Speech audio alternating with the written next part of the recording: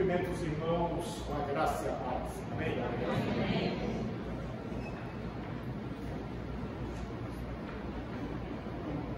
1, 2. Abra sua Bíblia em Isaías, capítulo 6. Eu mandei o texto para o pastor, ele volta.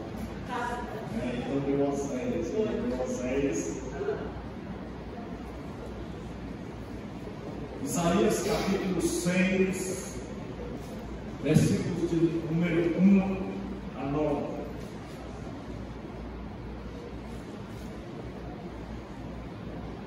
Hoje nós vamos falar sobre o encontro com Deus que transforma todas as dimensões da nossa existência. No ano em que morreu o rei Uzias, eu vi o Senhor assentado sobre um alto e sublime trono, e as abas das suas vestes enchiam o templo. Serafins estavam por cima dele, cada um tinha 6 asas, com 2 cobriam o rosto, com 2 cobriam os pés e com 2 voavam. E clamavam uns para os outros, dizendo: Santo, Santo, Santo é o Senhor dos Exércitos. Toda a terra está cheia da sua glória. As bases do limiar se moveram da voz do que clamava, e a casa se encheu de fumaça. Então disse eu: ai de mim, estou perdido, porque sou homem de lábios impuros e habito no meio de um povo de impuros lábios. E os meus olhos viram o Rei, o Senhor dos Exércitos. Então um dos serafins voou para mim, trazendo na mão uma brasa viva, e tiraram do altar com uma pedaça. Com a brasa tocou a minha boca e disse: eis que ela tocou os teus lábios, a tua iniquidade foi tirada e perdoaram os teus pecados. Depois disto, ouvi a voz do Senhor que dizia: a quem enviarei e quem há de ir por nós? Disse eu: eis-me aqui, envia-me a mim.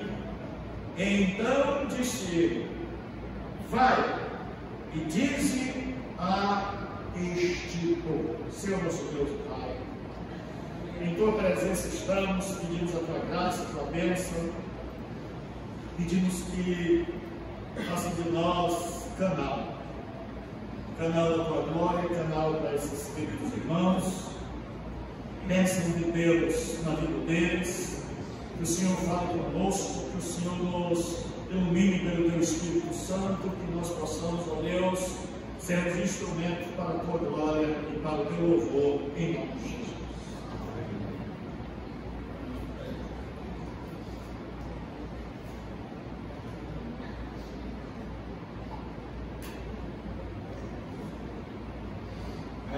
Mais uma vez é a alegria estar conosco, se bem que eu já não sou mais convidado, né? Eu já sou um dos obreiros dessa igreja. Então, eu me sinto informado. Nós vamos ver o contexto. Onde é que esse texto do profeta Isaías está inserido?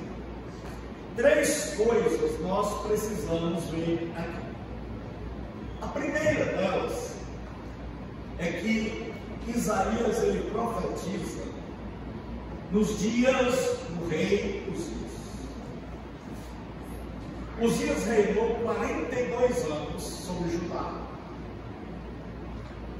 E naquela época havia prosperidade. Não havia ainda, durante os 52 anos, não havia ainda uma potência mundial, tipo Babilônia, emergindo no mundo só lá no fim. Então as pessoas estavam seguras. E um reinado de 52 anos por um bom rei.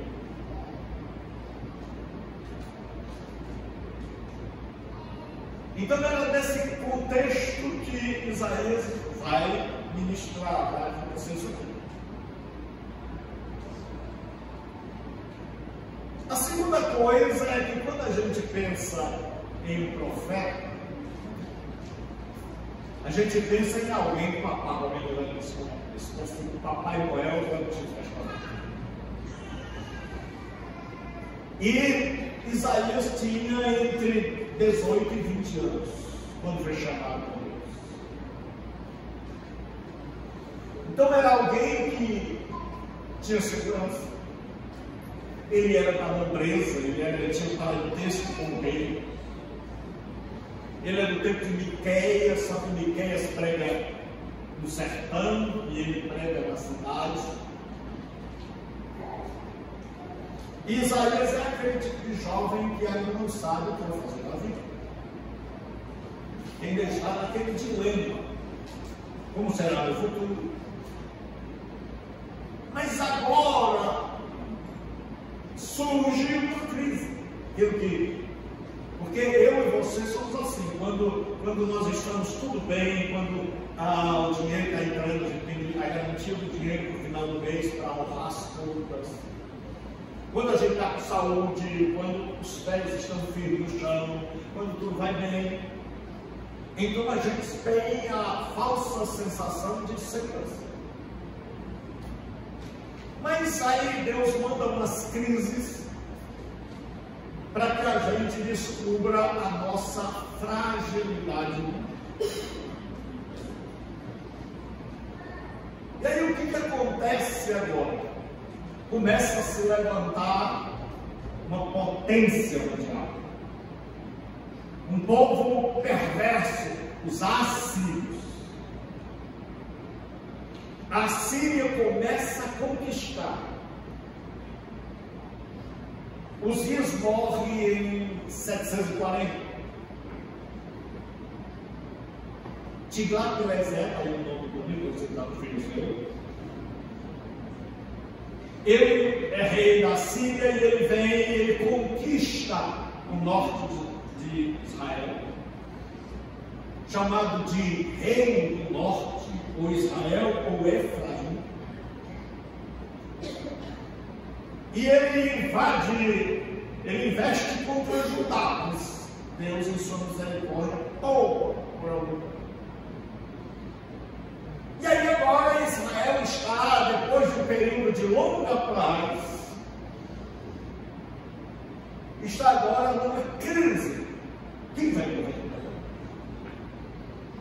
Mas cedo ou mais tarde nós vamos ter que enfrentar um ataque da poderosa e perversa Síria.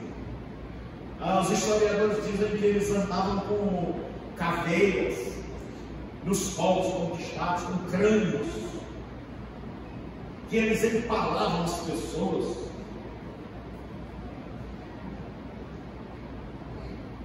E eles eram altamente perversos. Então agora aquele rapaz está preocupado. E ele faz o que toda pessoa que teme a Deus faz: ele vai orar. Ele vai orar porque ele está diante de uma situação terrível. E aí hoje nós vamos falar sobre isso. Como eu sempre faço, é a interpretação, porque eu não tenho nada a dizer. Mas Deus, então meu trabalho é interpretar e aplicar a palavra de Deus. Então, como eu vou falar que o encontro com Deus transforma todas as dimensões da nossa existência, eu escolhi três que o texto mostra, que é a dimensão espiritual, a pessoal e a social. Então, esse texto, agora que a gente já sabe o contexto, a Síria está por perto, o rei está morto, Isaías está preocupado como será o seu futuro. E aí ele diz assim: no ano em que morreu o rei Uzias, eu vi o Senhor sentado sobre um alto e sublime trono, e as abas das suas vestes enchiam o templo. 3 coisas são ditas aqui, eu vou ler logo. Serafins estavam por cima dele, cada um tinha 6 asas. Com 2 cobriam o rosto, com 2 cobriam os pés e com 2 o lado. E clamavam uns aos outros: Santo, Santo, Santo é o Senhor dos Exércitos. Toda a terra está cheia da sua glória. 3 coisas chamam a nossa atenção quando a gente medita nesse texto. Número 1, o governo de Deus. Número 2, a santidade de Deus. E número 3, a glória. Então a primeira dimensão é a dimensão espiritual. É que Isaías, ele agora vai para essa dimensão espiritual. Ele está com medo, ele está preocupado, ele está inseguro, ele está com crise. E aí acontece o que a gente chama na teologia de teofania. De teos ou feos, Deus, mas vai manifestar. Então é uma manifestação temporária de Deus, para que a gente possa entender. E aí a Bíblia diz que Isaías viu Deus no alto e sublime trono. E ele diz que as orlas da sua veste enchiam o templo. A primeira coisa que Isaías vê é o governo de Deus. É Deus dizendo para Isaías e para nós: quem manda, quem está assentado no trono, não é o rei da Assíria. Quem protege vocês não é o rei Uzias. Quem manda no mundo não é o Putin, nem o Biden, nem o PT. Quem manda no mundo, quem governa o mundo é Yahvé Sabaoth, o Senhor dos Exércitos, meu Deus e teu Deus. E aplicando, eu quero dizer para você hoje à noite que a última palavra a meu respeito e a teu respeito. Quem governa a minha vida e a sua é Deus. E qualquer pessoa que entrou nessa dimensão e teve um encontro com Deus, ele coloca Deus no trono. Quem governa a vida dele não é mais ele, não é mais ela. É Deus. O verdadeiro filho e filha de Deus são aqueles que dizem: Pai, o Senhor governa. E eu sou governado. Então eu quero andar segundo a tua vontade. Porque tem muita gente que quer Deus simplesmente como um solucionador, equacionador de problemas. Estou com problema? Vou lá na igreja. Deus é grande. Deus é todo poderoso. Deus pode qualquer coisa. Então eu vou lá para Ele resolver os meus problemas. Deus não quer ser apenas isso. Por bondade, Deus traz solução aos nossos problemas. Mas o que Deus mais quer é ter um trono dentro do nosso coração. Porque se Deus não governa a minha vida e a sua, nós nunca tivemos um encontro com Ele. E pastor Gilberto Rebouças, como é que eu sei que Deus, que eu tive um encontro com Deus? É que Ele, a partir daquele momento, Ele governou, Ele direcionou, Ele manda e você obedece. E você se sente seguro. Você diz assim agora: antes Era a paz que me segurava, que me sustentava, que acalmava meu coração. Antes era o rei Uzias, antes era a ausência da Síria. Agora que eu tive um encontro com Deus, quem me sustenta, quem acalenta a minha alma, quem suaviza o meu ser, quem cura as minhas ansiedades, é Yahvé Sabaoth, é o Deus dos exércitos que está no trono. Então, ainda que o mar se perturbe e os montes sejam lançados para o meio dos mares, há uma cidade. Deus está no meio dela, não será abalada. Os que confiam no Senhor são como os montes de Sião, não serão abalados. Confiar em Deus, entronizá-lo, é a cura para muitos de nós,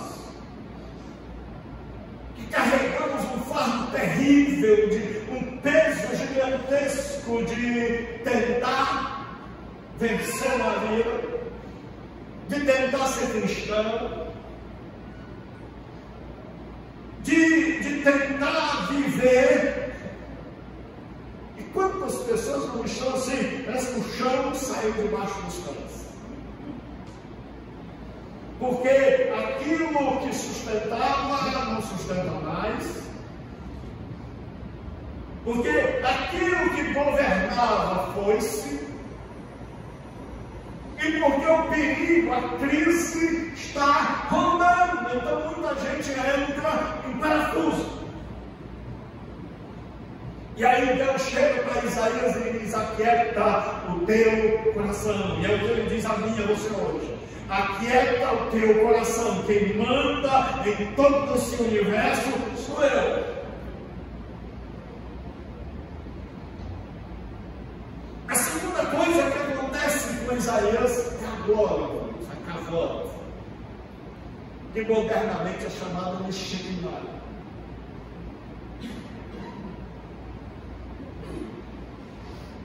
Mas eu vou para a segunda, que é a santidade de Deus.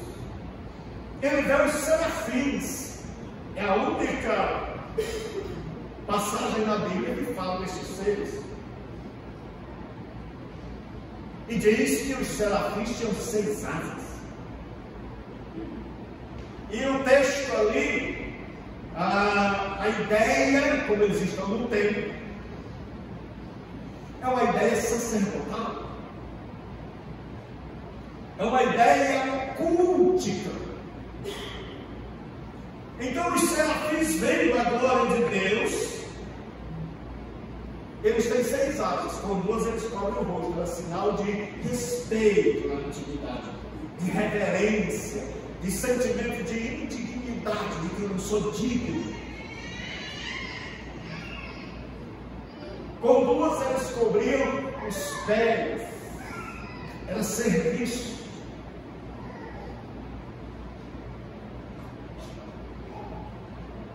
E com 2 voavam, significava que eles podiam ir a qualquer lugar e resolver qualquer coisa. Mas estes seres estão dizendo: Kadosh, Kadosh, Kadosh, Yahvé Sabaoth, Santo, Santo, Santo, é o Senhor dos exércitos. Eles estão impressionados com a santidade de Deus.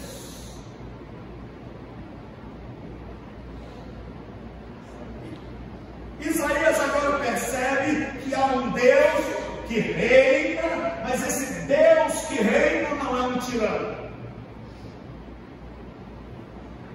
Esse Deus que reina é absolutamente santo. Por isso 3 vezes: Kadosh, Kadosh, Kadosh. Os anjos entram em adoração. É impossível contemplar a glória de Deus e ficar parado. É impossível contemplar a santidade de Deus não ser transformado. Eu conheço algumas pessoas, você também deve conhecer, que já falaram de experiências sobrenaturais tremendas, algumas que foram até o céu. Um dos únicos que eu confirmo é Paulo, porque ele não teve coragem de contar o que viu. Mas tem muita gente aqui na terra que diz que foi, que viu um monte de coisas. Mas são pessoas que continuam do mesmo jeito, o que já tinham credo. Porque quando a gente descobre, quando a gente olha para Deus, a gente percebe que Ele é santo. E se seres como os serafins não se acham dignos de olhar para esse Deus, quanto mais nós.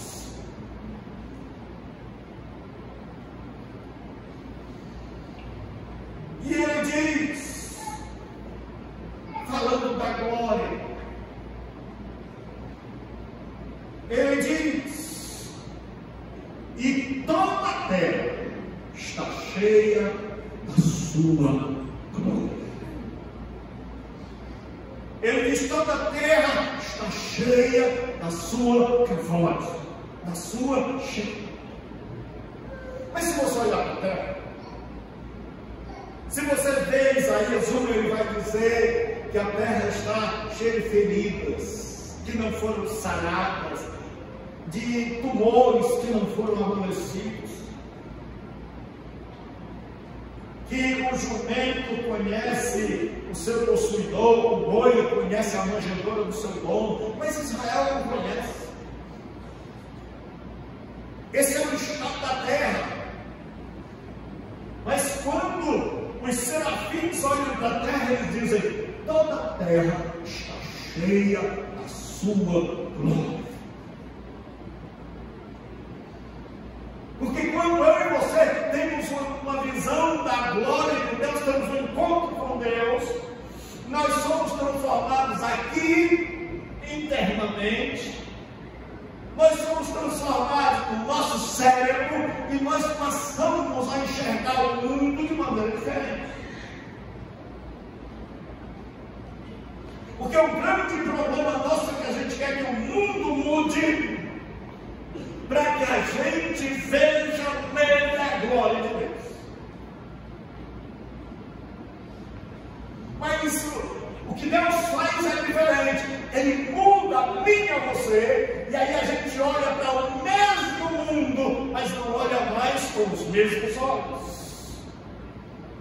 A gente começa a perceber o que a gente não percebia antes. A gente diz, esta igreja está cheia da glória de Deus, o meu bairro está cheio da glória de Deus, a minha família está cheia da glória de Deus. E quando eu falo isso, não estou me referindo a alguns que fazem de forma mágica, que pensam que simplesmente vou dizer assim, minha família pertence a Jesus, que a família vai ser abençoada. São os crentes mágicos, aqueles que acham que simplesmente por falar a coisa vai acontecer. São os mistérios de Jesus. Não!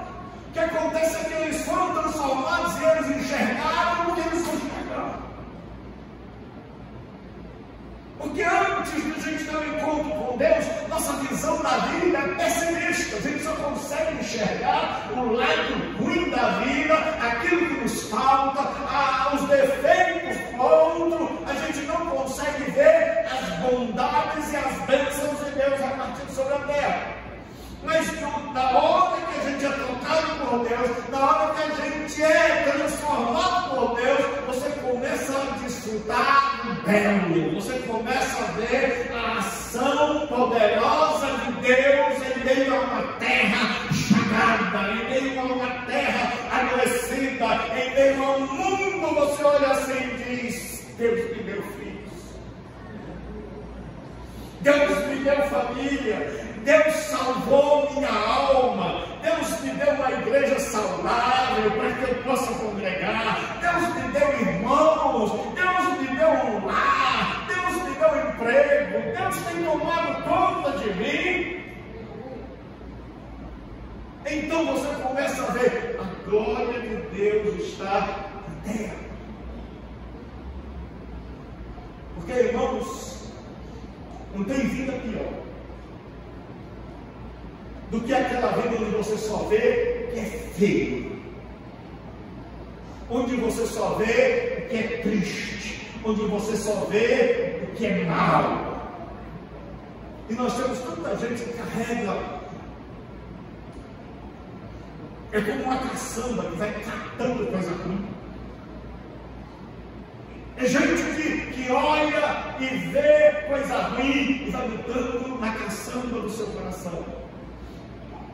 E a gente que acaba se desgostando da vida, é gente que psicologicamente está parado, é gente que é azeda, é gente que sofre, que não tem esperança, que não vê perspectiva, que está anestesiada e vive numa inércia.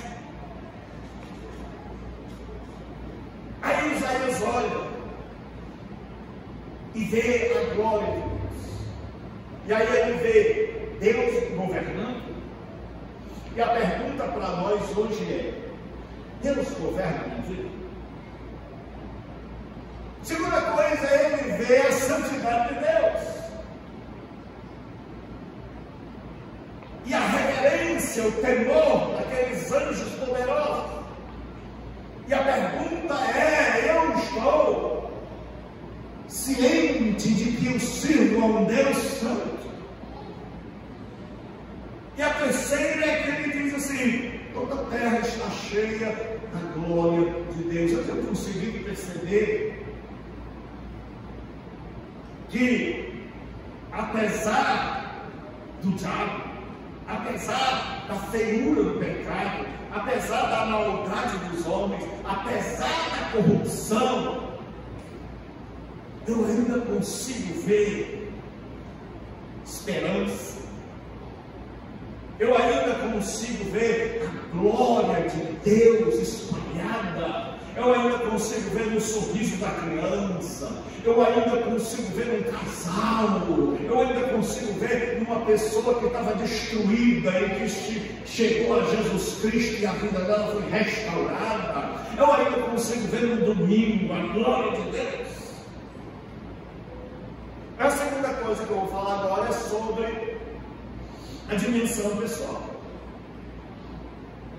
Quando a gente tem um encontro com Deus, é como se a gente estivesse diante de um espelho. É impossível, preste bem atenção, você ter um encontro com Deus e não se enxergar. Quando a gente tem um encontro com Deus, a gente se enxerga. A gente passa a olhar para nós mesmos e assim, vi, e agora aquela visão volta. E aí nós temos três coisas também. Nós temos o reflexo da glória de Deus. Nós temos a confissão do pecado e a purificação do pecado. Ele diz assim: 4. As bases do limiar se moveram à voz do que clamava, e a casa se encheu de fumaça.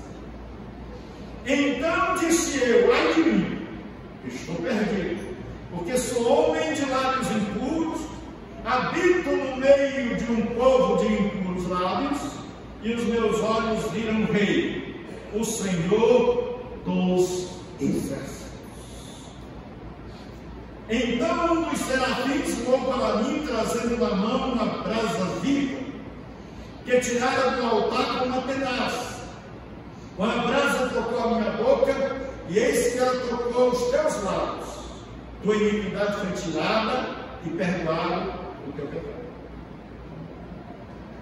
Agora, vê Deus. Como eu disse, é como espelho. A gente começa a se enxergar. E aí a gente começa a ver as disparidades. Quem Deus é e quem nós realmente somos. Porque a nossa tendência é se comparar com o mundo. A Bíblia diz assim: não há nenhum justo, nem o Senhor. Mas a Bíblia diz que Noé era justo. Como assim, pastor? Que negócio é esse? É que Noé, comparado com as pessoas que viviam no seu tempo, ele era justo. Comparado com Jesus Cristo, ele era altamente injusto. E nós gostamos de nos comparar. É por isso que é tão delicioso falar da vida dele. Por que, pastor? Porque enquanto eu falo da vida alheia, eu estou esquecendo da minha. Porque enquanto eu estou preocupado com o irmão da igreja, eu estou esquecendo de mim, eu estou tirando, eu estou me imiscuindo. E aí agora ele tem uma visão da glória de Deus e ele olha assim. Aí ele diz assim: e a casa se encheu de fumaça. Houve um verdadeiro terremoto. Tudo tremeu, tudo foi chacoalhado. E aquele pó que estava ali, como a gente diz, debaixo do tapete, sumiu. E o que Isaías viu foi uma grande fumaça. Meu irmão, quando Deus se manifesta na minha vida, na sua vida, ele vem para dar uma chacoalhada. A glória de Deus, ela vem para chacoalhar a minha vida e a sua, para dar umas pancadas com você. Se alguém aqui tem tapete em casa, você vai saber disso. Que você bate o tapete e aí coisas que você não imaginava estão lá embaixo, a poeira sobe, você faz atixi. Você espirra, porque entrou nas suas narinas coisas que são corpos estranhos, mas que estavam lá no seu tapete. E quando Deus manifestou sua glória, as portas tremeram e a fumaça subiu. Quando Deus manifesta sua glória, tudo que nós escondemos, tudo aquilo que a gente acha que ninguém sabe, que a gente guardou debaixo de 7 chaves, ou que nem nós sabíamos que tínhamos feito aquilo. Surge, emerge, aparece. Não pensemos nós, porque tem pregadores que são assim, não pense você. Ele não se inclui, ele é o santo, ele é o perfeito. Não pensemos nós que as coisas ruins que a gente fez e que a gente jogou para debaixo do tapete esperando que a consciência se acalmasse, que ela não vai subir. Um dia Deus vai dar uma chacoalhada. E a minha oração hoje é que Deus chacoalhe a minha vida e a sua, para que a poeira saia, para que a nossa vida seja transformada, para que hoje não seja apenas mais um culto, mas um culto de transformação, onde o lixo e a poeira vai sair e a nossa vida vai ser purificada. Aí a segunda coisa que Isaías viu, mas que Deus deu uma chacoalhada nele. Então hoje nós devemos ser chacoalhando. E o pior é que às vezes Deus está chacoalhando e a gente está pensando que é o diabo. Sai! Eu te repreendo. eu vou fazer 70 dias de oração, eu vou atuar com uma corrente. Você já foi para um monte de corrente, você já foi para um monte de oração e a coisa não deu certo. É porque não era o diabo, é Deus dando uma balançada assim e dizendo: acorda. É como aquela mulher super maravilhosa que o marido é lento, para não dizer lento. E ela vai lá e diz: coma direito, seja homem, vai atrás de emprego, levanta. É Deus chacoalhando a minha vida e a sua. Ou você pensa que Deus vai deixar a gente viver esse mar de rosa para sempre? Deus não quer que ninguém vá para o inferno, não é? E aí agora Isaías vê, e ele diz: ai de mim que vou perecer. Antes Isaías dizia assim: ai de Moabe, ai de Edom, ai dos filisteus, ai dos amorreus. Quando a gente não tem encontro com Deus, é ai de todo mundo, ninguém presta. Nós somos os meninos de Deus, as meninas de Deus. A gente é a última bolacha do pacote, o último refrigerante do deserto. Quando você se sente, está ruim. Mas quando a gente vê a glória de Deus, a gente grita como Isaías. E ele diz: ai de mim que vou perecer, eu estou cerrado. Isso chama-se confissão de pecado. Deus espera que a gente confesse. Se você olhar para a maioria das orações da Bíblia, o povo começa a dizer: Senhor nosso Deus, nós temos pecado. Nossos pais pecaram. Perdoa os nossos pecados. Se o meu povo, que se chama pelo meu nome, se humilhar e orar e pedir perdão, perdoarei os seus pecados, sararei a sua terra. Mas tem que reconhecer que tem um monte de gente. Eu vou trabalhar lá em casa, na Cecília. E eu estava explicando para ele que a história não é serpente. Que a história é que quando eu vejo a glória de Deus, eu sei quem Ele é, mas eu descubro quem eu sou. E aí eu descubro quão longe eu estou dele. E que eu não posso ter comunhão com Ele. E que só a base de um mediador, alguém que está no meio, que é Jesus Cristo, é que eu posso andar com esse Deus e andar sempre na dependência dele.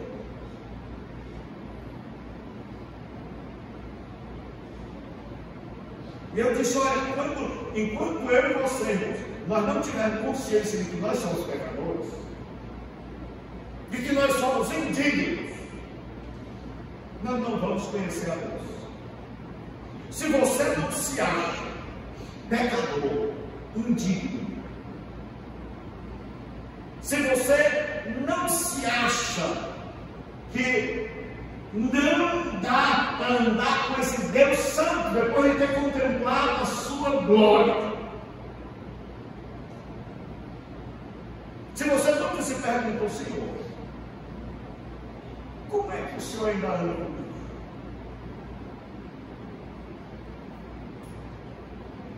Se você não se sentiu ainda horrível,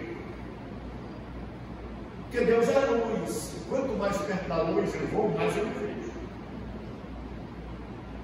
Tem um monte de gente, eu digo sempre, faço questão de enfatizar: religião mal orientada é a maior fábrica de dúvida.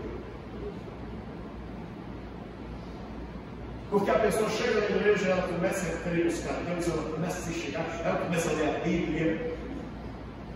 Aí ela é enganada dizendo o seguinte: se agora e o diabo diz: Paulo, eu tenho uma neta que eu amo muito, e ela é muito esperta. Ela ganhou um pula-pula, ela tem 1 ano e meio. Aí ela tirou as coisas do pula-pula, não conseguiu colocar de volta. e ficou tentando até que ela conseguiu um, né? Olhou para mim assim, e viu que eu não estava fazendo nada, ela fez. Como quem diz, me aplauda. Bata palma, tem um monte de gente assim, vai nas palmas. Não fala no dia da igreja. São dizimista fiel, vivo orando. Pai, todo domingo eu estou aqui, eu tenho uma Bíblia. Lá em casa quase todo mundo é crente. Aí a pessoa diz, e vem as palmas, o Renato, glória a mim, louvado seja Ele. Mas no dia que você conhece a Deus, você diz, Senhor, como é que sou eu? Você vai fazer como Pedro, afasta-te de mim, porque eu sou pecador. Aí você não vai ter mais orgulho. E aí quando Isaías está achando que lá vem um anjo voando, provavelmente ele tirou uma brasa do altar do holocausto. Há uma disputa entre se tirou do altar do holocausto ou do altar do incenso.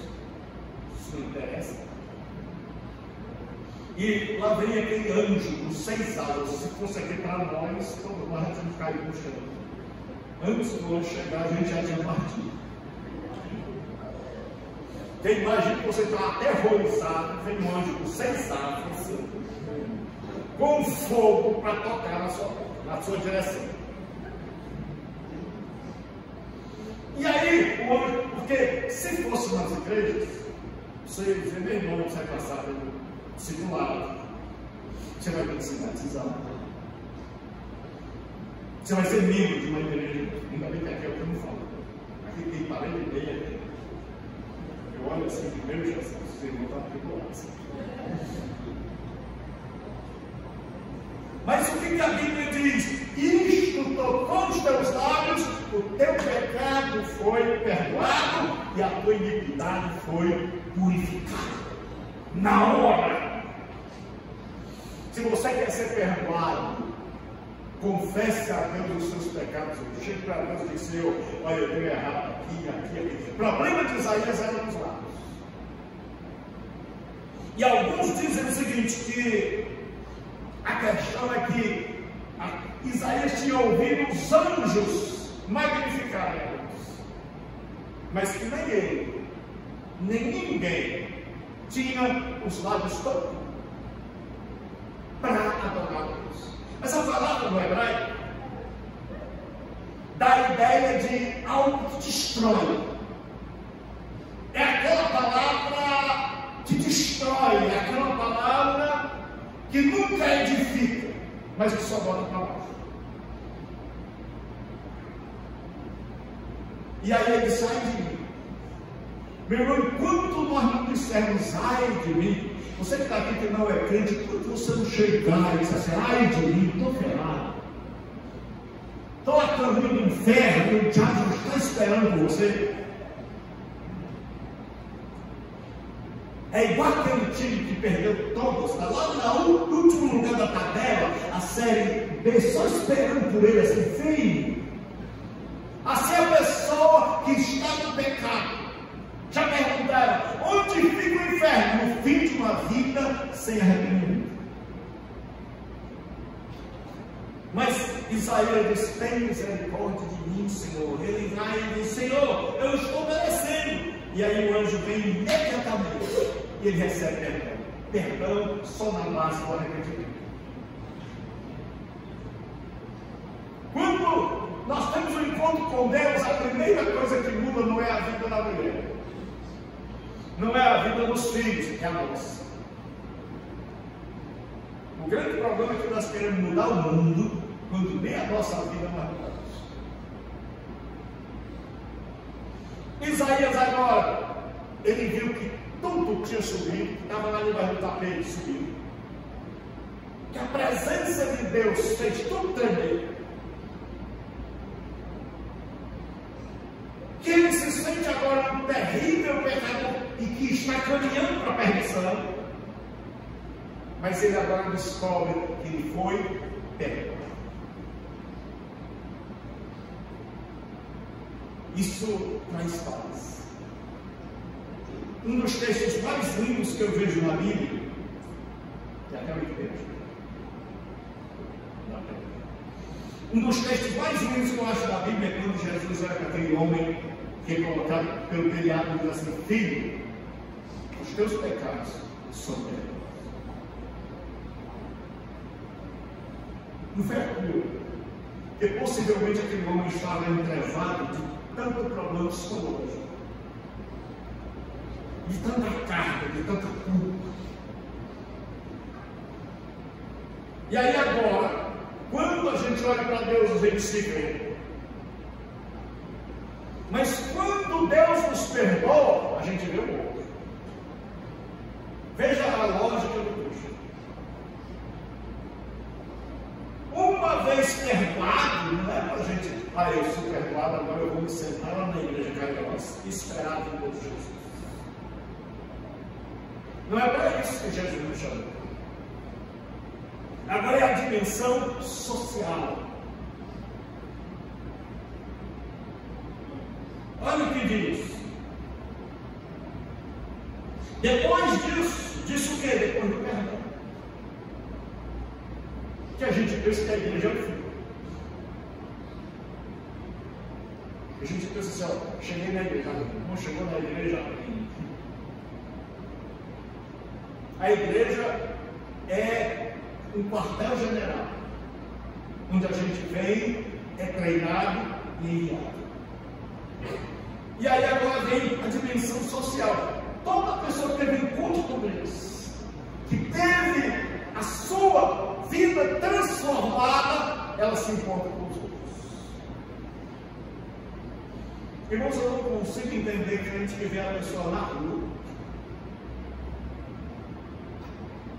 igrejas que veem mendigos. Eu tenho uma igreja no centro, eu vejo as pessoas dormindo em cima do papelão, do lado da igreja, e a gente passa e parece que não viu.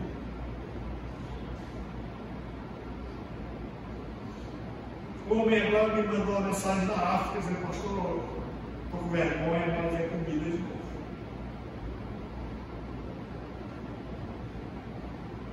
Lá no livro de Jó custa R$43 nosso. Ele faz o câmbio e aí mandei R$100 e ele comprou 2 quilos de feijão. Meu Jesus. Pensei até que era um golpe. E liguei para os amigos lá e disse: não, mas o negócio aqui é assim mesmo. Esse negócio aqui é assim. A igreja dele lá, eu conheci, eu estava dando aula e ele viu, as aulas que eu postei grátis. E ele pediu e ele disse: mas não tenho dinheiro para pagar, eu disse: não, o senhor é meu convidado. E ele me mostrou a casa dele toda de plástico. Toda de plástico. E o pior que ainda vem tufão, furacão, e ele disse: pastor, levou a igreja. A igreja coberta de palha e de plástico do lado, e o chão batido, e eles cantando e adorando a Deus. E ainda vem o furacão, se você quer dizer, é o diabo.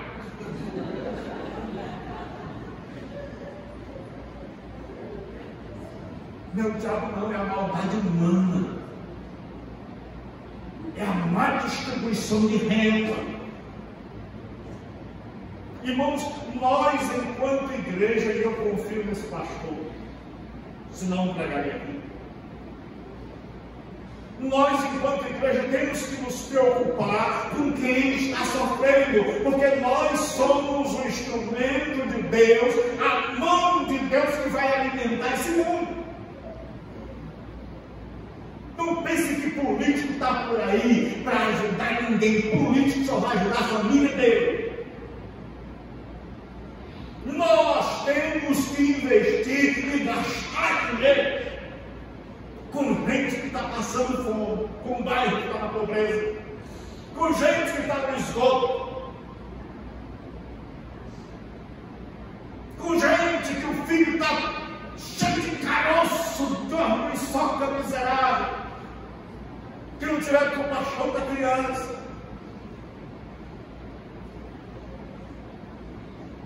E aí, Deus chama Isaías. Então nós já vimos, Deus diz: a quem enviarei e quem há de ir por nós? O que eu acho maravilhoso é que Deus não chega, bate o pé na porta com a polícia e arrebenta, e o pior é só na cara do povo, na cara dele, que vai com mandado também. Que maravilha que Deus não disse: Isaías, já que eu te perguntei, e agora? Vai ou vai? Porque tem muita gente na igreja que faz como constrangido. Tem pastor por aí, aqui eu acho que ele diz assim: irmão, já que você está aqui na igreja, eu vou te dar um carro. Você já queria muito, não, o pastor disse que ia te dar. E aí ele faz o maior amor do mundo. Ele vem com o maior amor do mundo. Ele vem reclamando: eu estou para orar, mas não vem ninguém para orar. E botou para cuidar disso, mas não vem ninguém para me ajudar. Só ele. É porque está de mal com a vida. Ele não fez, porque quem faz não faz sozinho. Porque quem tem o chamado de Deus, se pastor para você em qualquer carta, porque ele confia em você e porque Deus chamou. E você vai fazer com alegria, tendo 10 ou tendo só 11. E aí Deus chega e diz assim: a quem enviarei e quem é aqui por nós? E hoje é o brado de Deus. Aqui nessa igreja caiu. É Deus dizendo: eu quero enviar você para a faculdade onde você está. O grande problema é que quando a gente pensa em enviar, a gente pensa assim: está igual. Deus me envia para Dallas. Deus, eu quero ser enviado. Ninguém pensa que Deus pode enviar você para a sua própria família. Tem gente que a família está perecendo e ele está querendo ser missionário. Eu vi uma história de um rapaz assim, que ele era desorganizado na vida espiritual. E ele disse: pastor, Deus está me chamando, pastor, se pergunta, não vou orar, mas pastor do carro. Você hoje vai se converter. Mas tem pastor, não pastor. O nosso pastor aqui, não vou orar mais. Um dia ele chegou para o pastor e disse: pastor, agora não tenho mais dúvida. Deus me deu a resposta. O que foi? Ele disse: eu vi 3 letras no céu no sonho, VPB. Aí ele disse: o que é isso? O pastor disse: o que é isso? Vá para a ruína. O pastor disse: não. O pastor disse: não. Você interpretou errado. Ele namorava com as meninas, deixava uma, pegava a outra, tinha sexo no casamento. Ele disse: o que quer dizer? O pastor disse: eu vou interpretar para o senhor. Vá plantar matar.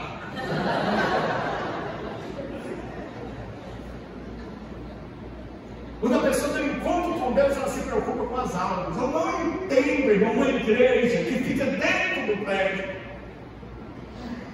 que ninguém sai, que entra domingo e sai domingo, e existe igreja hoje que nem apelo mais é feito, que o que acontece é troca de crente, é um que está desgostoso acolá, sai para o outro lado. Eu já fui em igreja onde o pastor faz o apelo assim, pastor. Cristiano, meu amigo, Cristiano é crente.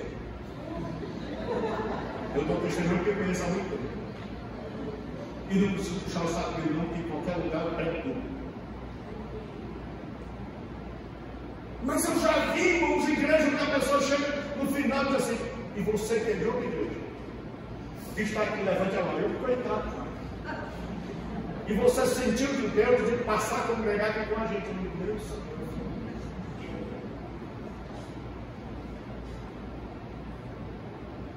Irmãos, nós temos uma urgência. Deus diz assim: ó, quem há de ir por nós?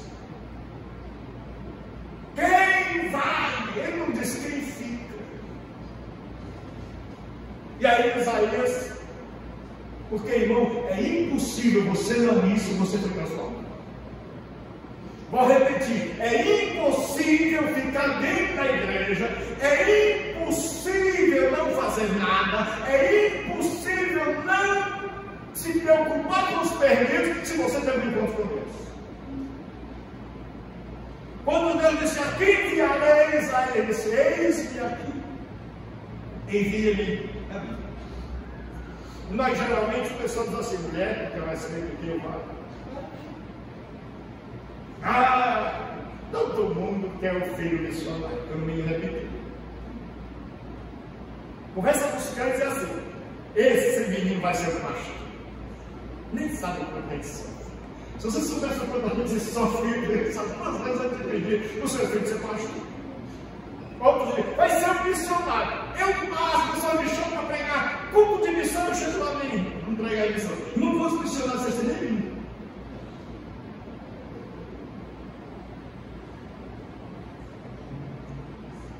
A quem enviarei? Nós precisamos. Deus quer pessoas para enviar para a faculdade. Deus quer pessoas para enviar para a sua própria família, para o seu bairro. Deus quer pessoas que digam assim, pastor, lá na minha casa, a minha sala está aberta, para que o senhor funde aí um pequeno grupo, não sei se é assim que chama aqui, um pequeno grupo. Eu quero ser usado por Deus, eu quero ser usado por Deus. Amém.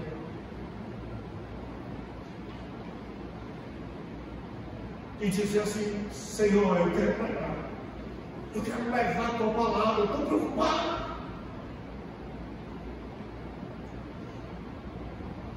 E começar a pensar, vai chegar um Natal, quantas crianças vão estar aí segurando o brinquedo? Às vezes nas nossas casas tem tanto brinquedo que se você for juntar o brinquedo da criança, você vai passar quase um dia só juntando o brinquedo, que o menino sai rebolando o brinquedo e a gente sai procurando, juntando. Eu tenho uns colegas lá do desafio que fazem Natal sem fome. É que no final do ano eles passam lá todinho, coletando água, os garrafões. Nós precisamos levar o alimento.